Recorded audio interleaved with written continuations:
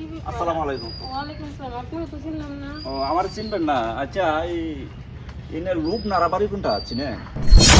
লোভ না? হ্যাঁ লোভ না কেন, কি হয়েছে? না, তার একটু দরকার ছিল আমার। আসলে আমি তো লোভনার মা। আপনি রূপ নার মা? আপনি কি বলেন? রূপ না তো বলছে সে খুব কোটিপতি, বিল্ডিং আছে বাড়িতে, এখন দেখা যাচ্ছে সনের ঘর। যে কি বলেন? আর আপনার পরানোর যে ড্রেস আপগুলো দেখা যায় না, এটা তো আমার মিল পড়তেছে না। আচ্ছা, রূপনার কোনো ছবি টবি আছে আপনার কাছে? লোভনার ছবি? কারণ আমার জানার মতে তো এদিকে আর কোনো মেয়ে নাই এই লোভনা নামে, একমাত্র আমার মাইয়ের নামই লোভনা। আসলে আমরা গরিব। কেন, কি হয়েছে? না, কি হয়েছে বলতে, রূপনা কিছুদিন আগে আমার কাছ থেকে একবার 2 লাখ টাকা আনছে, আর এরপরেও মনে করুন যে গতকাল আমার কাছ থেকে আরো 1 লাখ টাকা আনছে। বলছে আজকে সকালে টাকাটা দিয়ে দিব, কিন্তু এখন পর্যন্ত আমার কোনো টাকা পয়সা দিতেছে না। আর তার ফোনও আমি খুঁজে পাইতেছি না, ফোনটা সবসময় খালি বন্ধ বন্ধ। আমি এই ব্যাপারটা বুঝতেছি না। আসলে আমি আপনারে কি বলবো আমি বুঝতে পারতেছি না। আচ্ছা, আমার মেয়ে তো এখন বাসায় নাই, ও আসুক, ওর সাথে কথা বলে আমি আপনারা জানাবো। চাচি, আপনি একটু কাজ করেন, একটু ফোন দেন, রূপনা আসুক। এই এই আসো। এই তুমি না বলছো তোমরা কোটিপতি, তোমার 4 তলা বাসা আছে, 3-4টা ওটা বাড়িতে আহে দেখতেছি সনের ঘর। তোমার তো টাকা দেওয়ার কথা আজকে আমারে, তুমি আজকে আমার 3 লাখ টাকা দিবা, আর টাকাটা লই এখনো কেন গেল না? কি রে, এই লোক কি বলতেছে? আরে মা কি বলতেছে মানে? ওই লোক আমি তো চিনি না। আর কিসের টাকা? হ্যাঁ কিসের টাকা? তুমি চিনো না কিসের টাকা?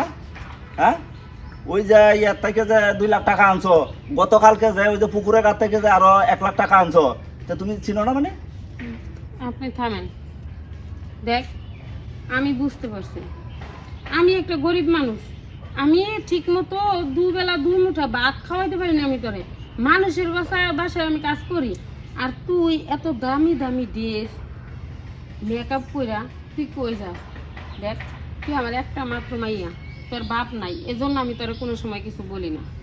জানি যে তোর চাহিদা আমি পূরণ করতে পারি না, তোর মন মতো আমি কোনো কিছু করে পড়াইতে পারি না, দিতে পারি না, তাই বিরা তুই মানুষের ঠকায় ঠকায় টাকা আনস। আরে মা ঠকাই নাই। হ্যাঁ টাকা দিয়ে দেবো না, যেহেতু নিয়েছি। আপনি আমার 2 বছর সময় দেন। কি?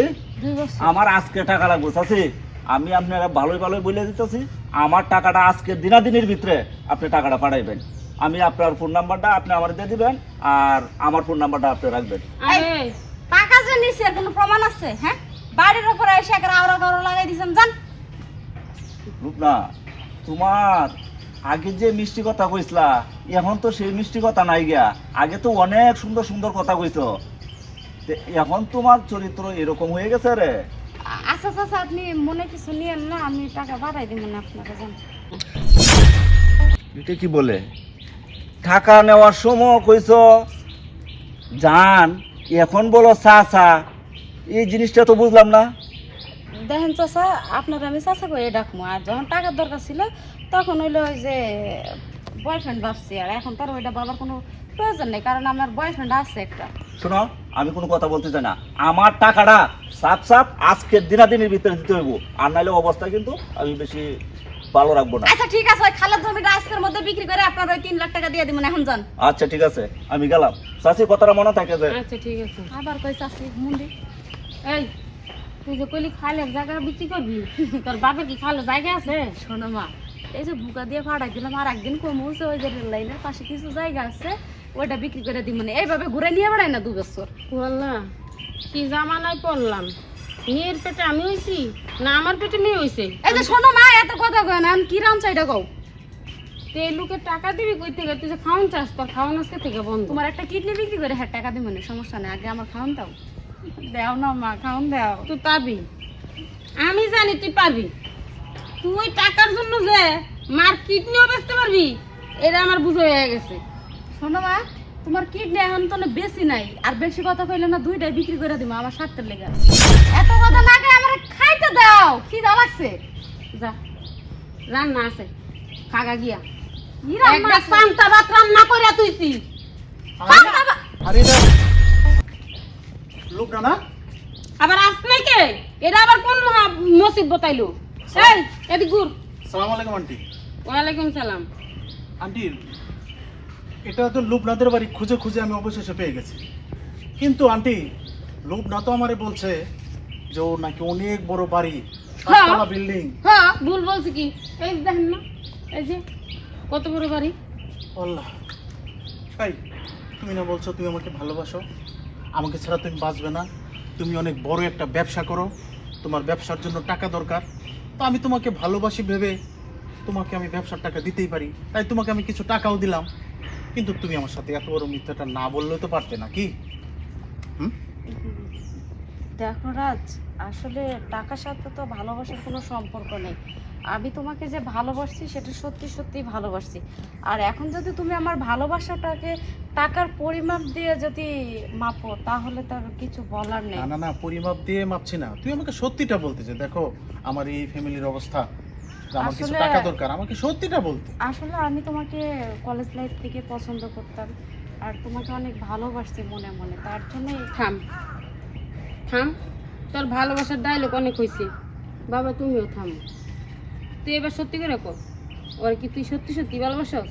হ্যাঁ, আর এই বন্ডামি করবি না তো? হ্যাঁ বাবা, তুমি কি আমার মায়ের ভালোবাসো? হ্যাঁ অবশ্যই ভালোবাসি তাকে। তুমি কি বিয়ে করতে চাও? হ্যাঁ অবশ্যই। আজকাল দিনের মধ্যেই আমি তোমার হাতে আমার মাইয়া তুলে দেবো। কারণ আমি এই যে গরিব বাবা, আমার কিন্তু কিচ্ছু নেই, আমি মানুষের বাসায় কাজ করে খাই। আন্টি, আমারও তো ফ্যামিলি আছে, আমি বলি কি, আমি বুঝতে পারতেছি আপনি একটু রাগান্বিত। আজকে না, আমার মনে হয় একটা শুভ দিন দেখে, হতে পারে সেটা সামনের শুক্রবার, তা তো অবশ্যই। হ্যাঁ আমি আমার আব্বা আম্মাকে বলে তারপর আপনাদের সাথে কথা বলে সব ঠিকঠাক করি, তাহলে দুপক্ষের জন্যই ভালো হবে। আচ্ছা ঠিক আছে, শুকুর আলহামদুলিল্লাহ। কারণ কি জানো বাবা, আমার মাইয়াটা মনে করো ছোট থেকে গরিব, আমরা যেহেতু গরিব, ওর মন মতো আমি পোশাক আশাক ও যা চাইছি আমি তা দিতে পারি না, ঠিক মতন খাবারই দিতে পারি না, তাই এগুলো তুমি কই থেকে। তার জন্য আমার মেয়েটা ওই সিটারি করে মানুষের হাতে টাকা খাওয়া শুরু করছে। যেহেতু তোমার মন থেকে ভালোবাসে, সব বাদ দিয়া ওরে বিয়া দিয়ে তুমি তোমার কাছে সংসারী হয়ে যাবে। কেন শোনো মা। ও কি আরো কারো কাছ থেকে টাকা নিছে নাকি? ও আরো একজনের কাছে টাকা নিছে। আসলে টাকা তুমি না বুঝছো। আচ্ছা ঠিক আছে আন্টি, আমার আল্লাহ অনেক দিছে, আমি ওই লোকের টাকাটা পরিশোধ করে দেবো, এই যে শোনো, ঠিক আছে? টাকাগুলো যে তার কাছ থেকে নিয়েছি শুধু শুধু নিয়ে নাই, টাকাগুলো নিয়ে এই যে নিত্য নতুন পোশাক পরে তোমার সাথে দেখা করছি, কথা বলছি, আমার একটা খরচ আছে না। আরে চুপ করো, তাই এভাবে মানুষকে ঠকিয়েছে, ওই লোকটা কষ্ট পায় নাই, ওই টাকাটা ওনার প্রয়োজন ছিল না।